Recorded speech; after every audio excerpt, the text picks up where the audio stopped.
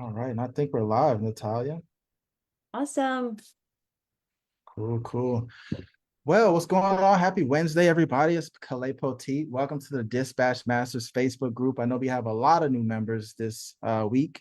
So if you are new here, I would love for you just to introduce yourself in the comment section. We'd love to know where you guys are checking in from. We do have a special guest today, Miss Natallja Opalko. Did I say that correctly? That is correct. Awesome. And she is a wizard when it comes to safety and compliance. And I know that we have also a lot of new truck owners in the community. So I definitely wanted to have someone who could shed some light on some things that, can keep your company safe. Make sure you guys are passing inspections, DOT, all the federal regulations.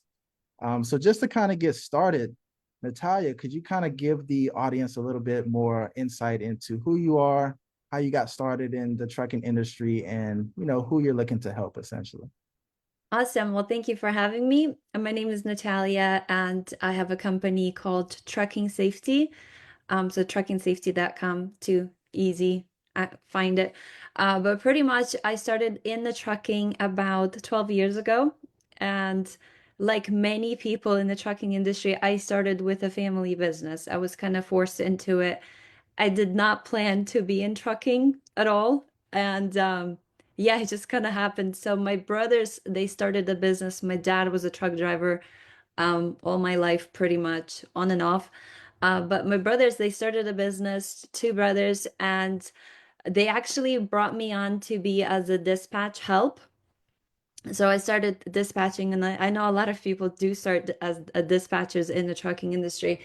And they actually gave me the most pickiest owner and operators in the company so I could babysit them. You know, those that, okay, this doesn't go this low. We don't like this one. I don't want to go there, and I don't want to go there. So these are the kind of drivers that I had to work with. But eventually, what happened was is found a bunch of documents on the office table. We were doing it was a home business. We had a home office, and I just wanted to organize. There's just way too many bill of ladings and all that mail. You know how it is. Way too much paperwork. So I started organizing and I found something that said DOT. Back then I read it as dot because we had no idea, like no idea. I don't know. Yeah, that makes Yeah. sense. Yeah, so I was like, I called my brother. I was like, "What is this dot? What did they want from us?" And he didn't really know much either because he hired a third party to open everything, like we usually do. Mm, But they actually were already, they mailed us to do the entry-level audit. And then I've later on figured out, I did some Google search, found out what they want. So that's how I got into the safety. I wasn't planning on it. And then eventually I just started doing it because no one else was doing it. And here I am 12 years later, still doing it. But that's how we got into the trucking. nice, nice. Love that story. I think that's really relatable. Everybody has a lot of paperwork spread out everywhere, trying to find everything when the time comes up, right? So Yeah. I just ask you, could you just share a story of perhaps maybe a trucking company that you worked with or just kind of familiar with that, kind of lost everything due to one unsafe driver or, what were kind of like the warning signs they may have missed?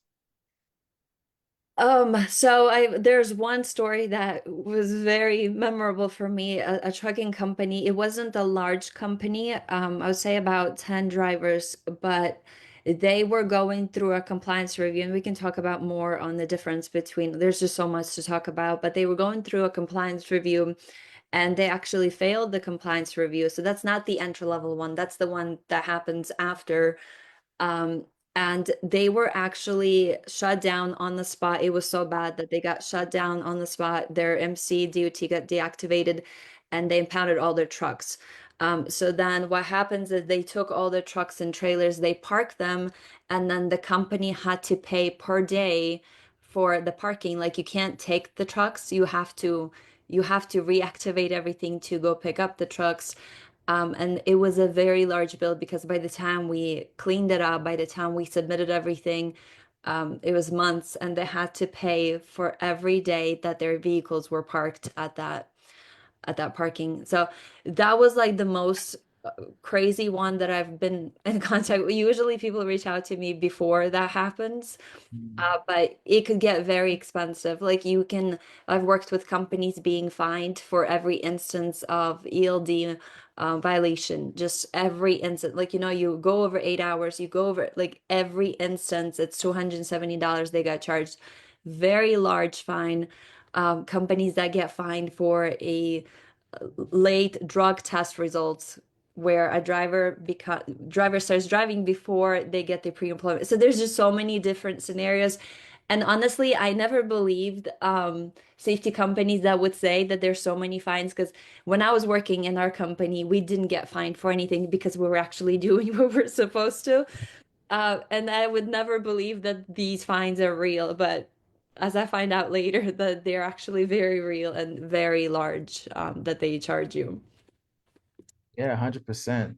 So like in an incident like that, when a company's safety rating kind of drops, what's like the real human and financial impact you've seen on like owners, their families? So we want the safety scores to drop. We want them low. Mm. But if they get high, that's where we need to worry about it. And the way that, and this is pretty much how I got into what I'm doing, because in the beginning I was doing just paperwork. And that's usually where people start. I need to do a driver file. I need to make sure we have all these documents, file IFTA, file UCR, and that's all great.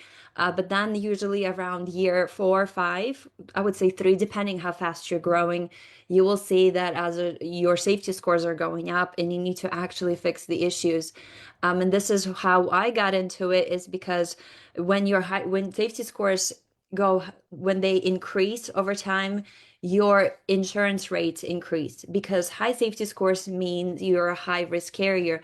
It means that your drivers are not doing what they're supposed to be doing on the road, which means they are more likely to get in the accident. And at that moment, your insurance increases. And we have worked with different companies where when we would fix their safety scores, they would see a 30, 35, 40% decrease on their insurance rate. So that's where your profits are, especially when you're a small trucking company. You don't have much cash flow, you don't have much to work with. And even a few percent is a lot of money when we look at the revenue. And that's kind of how I got into studying safety scores, figuring out how they work. And that's kind of what I specialize in, as figuring out how to decrease those scores so we can save on insurance and improve our profitability as a trucking company. But I was working, and it took me years to actually get to this point, just because I didn't really know what it is. But we came to a point where we had these owner and operators working for us, and they ruined our safety scores. Our insurance went up, and then they all left because they said the insurance is too expensive. So then we had this 1 year we were losing a lot of money on insurance because we're trying to figure out how to fix it. Mm. Wow. So when it comes to commercial insurance providers, what's one thing that, becomes a common theme that you've noticed with carriers managing fleets? What do they care about the most? So they usually look at the accidents and the unsafe driving. That's usually the two things. Yes, we have the vehicle maintenance and hours of service, and there's just many things. But I would say the biggest thing is your accidents and the unsafe driving. Those are two categories when we look at the formulas, and I'm not going to get into all of that, but there are formulas that calculate these things. And the way that the formula is built for those two specific categories, it's very hard to fix. So, and it has a lot to do with the way the company is ran, like the company culture and owner's personality, his mindset. And Mm. I know I've seen a lot of your posts about mindset and that specific mindset of growth and being able to discipline yourself and your drivers. So that's a big element to that. And I think that's why that becomes the risk assessment that insurance companies use. Got you. So really when let's say we're shopping, let's say we're a carrier company and we got maybe 5 to 10 trucks and we're shopping for, insurance providers or working with insurance agencies. Are we really, is it prices, should price be something we should really be paying attention to, or is it more so like the protection? Honestly, I think smaller companies can't even look at they need to worry about prices just because in the beginning the profit margins are very low and you need to survive. That's kind of my opinion, just because there's not much that is left after you're done paying everybody and everything, and you need to invest into your vehicle maintenance and all those things. So I would say the price, but then the way that I was taught, and I'm not an insurance expert by any means, but when I was shopping for insurance for our company, I was told to not shop too many insurance agents because it affects the way that um, I don't know how they do it, but anyways, I was told to not do more than three, four agents shopping for the same time, just because they're shopping from the same pool. But I would more worry about your safety part of it, because that affects everyone has access to your safety scores. Every insurance agent, they do the same assessment. They usually have the same vendors that they use. So it's not so much about the insurance agent, but it's about who you're hiring as a driver, your personal driver record, if you're an owner and operator, and your safety score. So I would focus more on that, especially 3, 4 months before your renewal. Like, work on your safety scores, because that will help you more than trying to find 10 different insurance agents that will shop against each other. So, Gotcha. Yeah, you spoke a little bit about culture and mindset. Can you break down, well, how do you create, like a safety culture that, drivers actually buy into rather than just kind of checking the boxes? so I think it has a lot to do, and we all know it has a lot to do with the owner in any company. It's just in trucking, it's much more pronounced, I would say, because company culture, it starts from owner's mindset.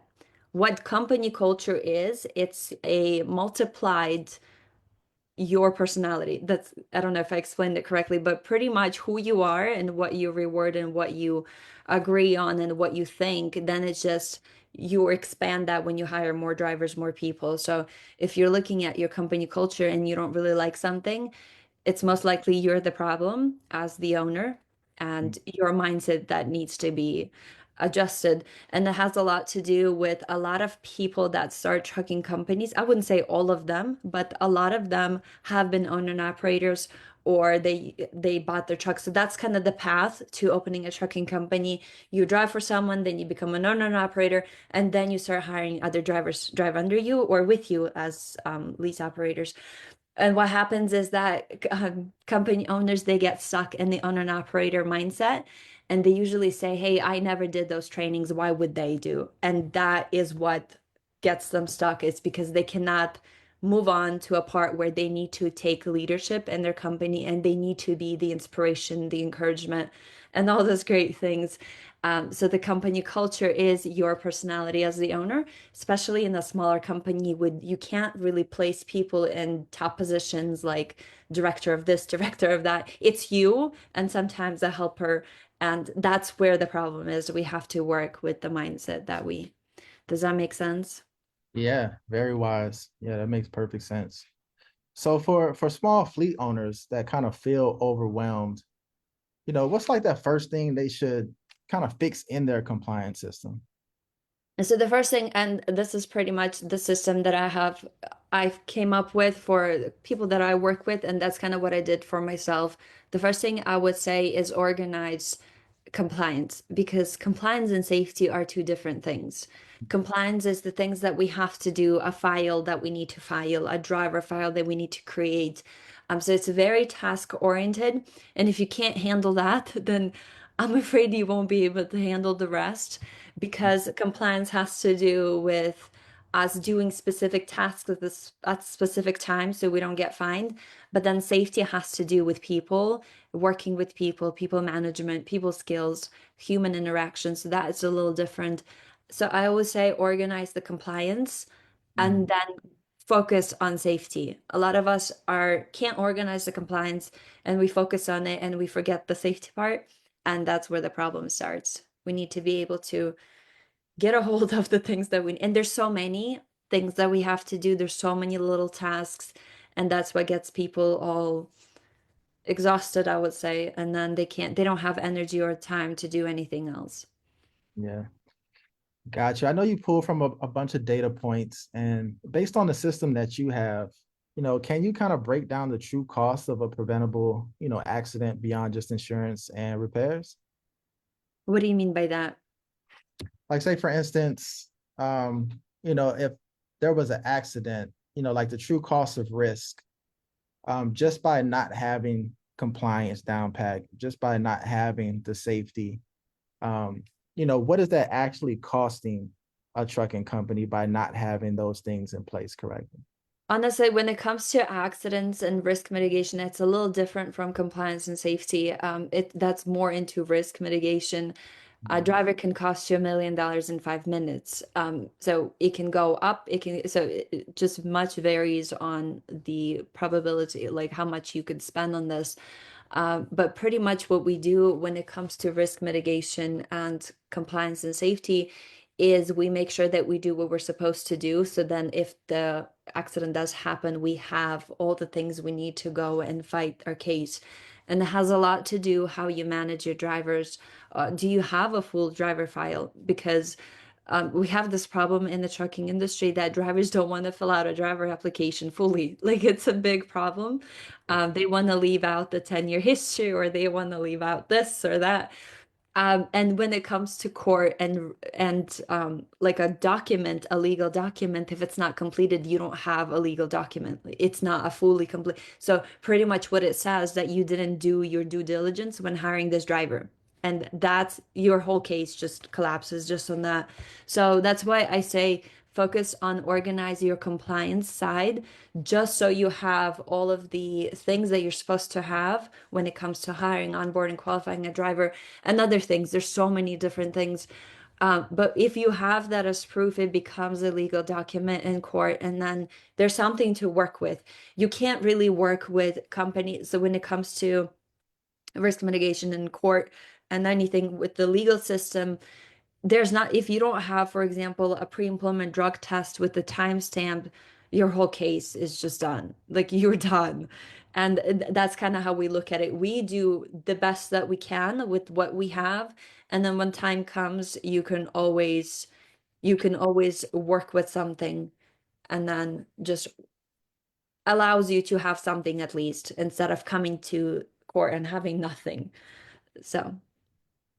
Yeah, that's huge. That's huge. Well, that brings me to another question. What would actually help, fleet owners kind of onboard and onboard owner operators that's leasing on or drivers quicker? Is there a more like streamlined process that you kind of noticed? So we have this problem in I think it's a problem in the trucking industry. We have way too many softwares. There's a software for TMS, there's a software for dash cam, there's a software for everything. And I remember when we would onboard a driver, there's like a list of things, and then like the safety people and the office people, they're trying to work with all these softwares. You have like 10 different softwares that does one little thing, that does accounting, that does so I stopped recommending softwares because I think it just makes things more complicated. So the biggest problem, you have the safety people that need to add driver into the TMS, then you need to add a driver here and then here, and then it's just a lot of work. So my system is everything in Google Drive just because it's free. You don't have to pay for it. Use a Google Calendar. So that's the course that I sell on my website, where you organize everything in Google Drive. I've even created Google Sheets to keep track. There's a dashboard with a list of things, especially for smaller companies. I honestly don't think they need anything extra.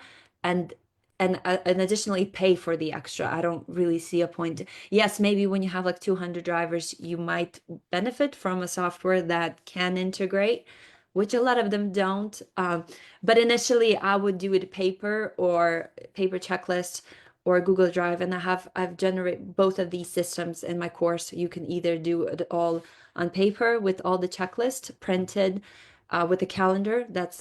I have a planner that I've built for safety, where all your to-dos are built inside the planner as you go month by month, or you just build everything in Google Drive, so then you don't have to pay. Because if you're hiring one or two or three drivers a quarter, there's no point paying monthly for that. Like it doesn't make any sense. Yep. Um, that's why I built everything in Google Drive. It's because I work with smaller companies, and Mm, I don't think they should be spending money on this. It's something that you figure out, you create your own little system, and you just maintain that until you're ready to very much yeah. grow exponentially.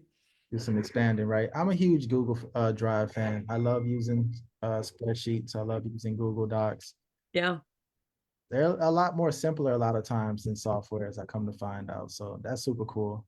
Yeah. But There's you know, so much you can do there as well. Like yeah, it's great. yeah, 100%. So beyond just like the MBR and the drug testing, are there some like subtle red flags in an application from a driver that kind of predicts future problems that you see? So the biggest thing that I would recommend is to do a PSP. Just because the MVR shows you what actually goes through court. So anything that's on the state level, the PSP is more on the federal level, and that's why focus on the PSP. And there are many things that we look at, and there is a risk assessment form that I have in my bundle where you actually qualify a driver and you quantify a driver's risk, and that's kind of what we focus on because there's so many tiny little things. But the biggest thing that I would say from experience working with smaller companies is the most amount of violations happen from family members or friends. Okay. So uh, don't work with family or friends drivers unless you have a specific agreement with them because you can't fire them, they'll get upset, or it's like a friend of a friend, and it just gets too difficult to manage. Um, Mm, So yes, usually, when we look at the safety scores, I'm like, which one of these is a friend of the owner? right, right. And it's like, where do you kind of find a balance of giving a driver a chance versus, just protecting the company when the record may have just minor issues. Um, so is it more, yeah, go ahead. I'm sorry. No, I think you didn't finish. I think it all depends on the personality and like its mindset. You can tell if it was like a mistake. Yeah. So for example, my dad has been a truck driver for a long time. He does everything to a T. I mean, he's a very thorough driver. He does everything perfectly. And sometimes he'll get a violation. Would we fire? No, like I know what type of driver he is. So, and I think that's what we have to look at what kind of drive are they careless? Do they even understand what safety scores are? A lot of drivers don't even know they exist. So, and it has a lot to do with the owners. And another thing is I usually when I work with companies and companies hire me to fix their safety scores, I don't usually like in the first few months, we don't even touch the drivers because I think it's the owner that needs help. Mm, yeah. It's not necessarily the drivers. Drivers just do what's allowed within the company. Um, if you've never cared about safety, why should they? That's kind of Yeah. the bottom line. Wow. That's a gem. That's a gem. Yeah. Because a lot of people might want to kind of check out the drivers first, right? But you really kind of address the main root cause of the entire thing. And I think that's super important. Yeah, because we can blame the drivers all day long, but what about the dispatchers? Yeah. Um, what about what they say? Because a lot of these violations happen because of dispatching issues. Mhm. So the routes aren't properly structured, there's not enough time, or they're trying to rush you and they're trying to like say specific words like, "Hey, can you hurry up? Can you do this?" So it has a lot to do with the office culture, with the internal owner's mindset, what is being rewarded, what is being addressed, and yeah, what is allowed. So I wouldn't even, because especially with companies having issues hiring drivers and maintaining good drivers, that's why we don't really just go on and fire anyone who gets a violation. You have to figure out what the issue is, and there could be so many different issues that Mhm. we look at. Yeah, that's a huge point. Dispatchers, what are some qualifications that you guys look for when, bringing on dispatchers or training new dispatchers? So dispatchers need to be able to understand the route strategy. So there's different ways of doing it. You could be just dispatching, I don't know how to call it. It's like where it takes you. So there's no rhyme or reason to your dispatching. And I've dispatched for a few years, and it's very difficult to do, especially if you're perfectionist like I am. But pretty much you need to understand the strategy behind dispatching, like the route building, and you guys do a lot of dispatching, right? Yeah, we've done a lot of dispatching in the past. I started as an owner operator, and then my Okay. partner was a dispatcher. She was my dispatcher, and we just grown this community of dispatchers that want to get better, and people are getting into the industry every day. So we just wanted to build the culture of the Hmm. community around resources and education, so that way they can have a place, just to get really good information for people that really have something to say about it. And despite all of the negativity that you might see online around trucking. There's some companies out there that really pay attention to doing things the right way. So we wanted to be a place where we can kind of get that information out. And I've actually noticed that this new generation of people entering the trucking industry, they're very much want to do it right. And I think that's what encourages me to stay within the trucking industry, because the previous generation, it was like, oh, we just want to make money. The new people that are entering, they are like, okay, how do I do this right? What do I need to do to make sure um, and it's true. Like I like that a lot. A lot of people reach out to me to do it right. And yeah, that's why we're here to make sure that they do and improve the overall. But I think that on dispatching side of it, I don't really know much about it. I just know how, well, I haven't done it in so long. It's been years. It's been over 8 years now. But I think what I what I know when it comes to dispatching is how dispatching affects safety scores, and that's kind of the point where we come into contact with dispatchers. Mhm. Because if we look at the company strategy and how company wants to grow and consider the hours of service regulations, and because everything that happens within the operations of a company, dispatching and operations and vehicle maintenance affects the way your safety scores are. So we integrate safety into the strategy. So then when dispatchers are dispatching, they're dispatching within the parameters of the regulations, and that allows us to be compliant long term. And it allows us to find these dedicated loads within those routes and be compliant at the same time. And that's kind of the goal. Nice. So if you could go back to the days where you just started dispatching and getting into it, and just kind of putting yourself back in that seat, right? How would you go back and warn a trucking company owner about one thing that, eventually could, just put them out of business? What would that kind of be? So when I did dispatching, we were still allowed to have paper logs. So a lot of people did rewrite the logs and adjusted them. And now it's not as common, even though people find ways on doing it. But I would say one thing to warn is to don't take routes that are not compliant with your hours of service, because what will happen usually when you do a specific route, when you're dispatching, you will find some sort of like a contract, right? Because usually you come across these loads that just show up once in a while, and then you can build a relationship. And if you're doing that within outside of hours of service, you are setting yourself for failure long term. Yes, it's a good contract, but it doesn't really, you can't drive it compliantly. Is that a word? It's a word today.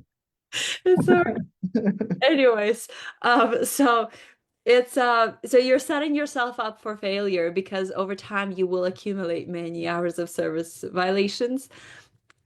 So that's kind of what we focus on, and that's what I would recommend is find routes where you can be compliant, and then find contracts and dedicated lanes within those the routes. And that will make sure your company is set up to succeed. Gotcha. Okay, cool. Well, I got maybe two more questions. You have time for two more? Sure.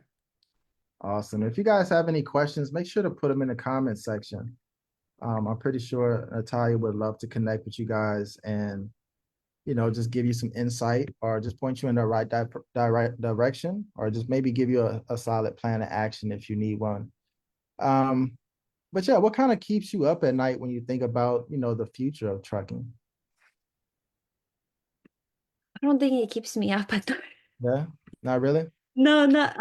I mean, I think that just specifically people just need to find a way to be compliant.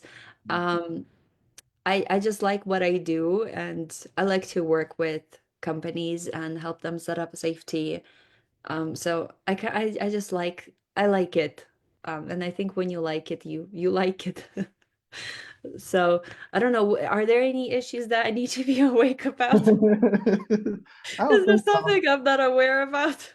I don't think so. You always hear or see, a lot of people having, issues, right? And I think a lot of it goes back to the mindset a lot of times, right? Of who's actually running the company, the things that might trigger them to, run the business essentially how they do on a day-to-day basis.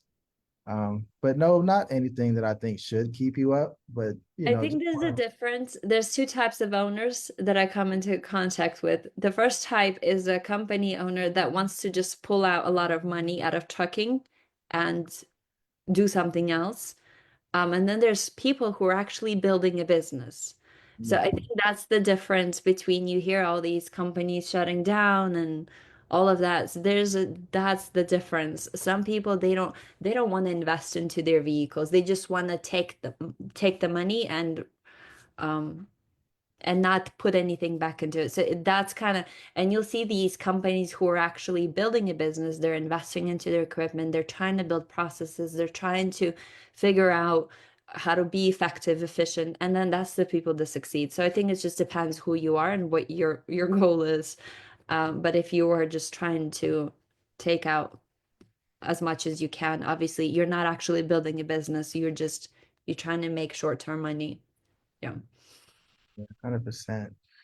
Well, Natallja, any last words? Anything that you would leave the audience with? Anything they should look out for you with? What are you focused on for the new year? What do you have coming up, and what can people expect from trucking safety? Yeah, so I'm working on helping with fix safety scores, so that's a big part. But as dispatchers, I've actually added that service just la in December. I had my first client, coaching client, where if you wanted to offer safety services as a dispatching company, as sometimes people will do safety for a few companies to make some extra money on the side.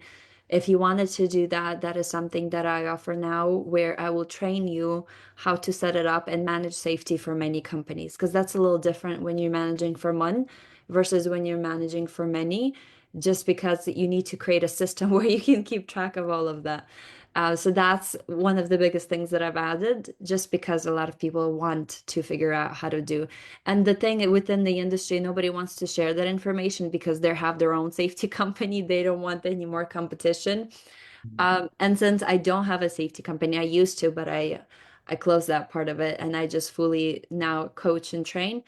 I am able to share that information and help you build a safety company, like safety services as a dispatcher or a safety company completely by itself. So if that's something that you need, you can follow me on Instagram, Trucking Safety, or find me on truckingsafety.com. And then, yeah, I can help you with that. Awesome, awesome. Yeah, that's super cool. I definitely appreciate, people that share the insights and experiences they have through coaching and mentoring, and, want to provide and be a beacon of, doing things the right way, and just providing clarity to people that kind of want to step into those type of, ventures. So that's super, super cool. I appreciate that, Natallja. So again, if you guys want to find her, she is on Instagram, correct? Trucking Safety. Mhm. Make sure if you have any questions to put them in the comment section. And any last words again? No, but thank you for having me. It was a great talk. Absolutely. I really appreciate you again being on, and looking forward to speaking with you again. Sounds good. Thank you. Awesome. Take care. Bye bye.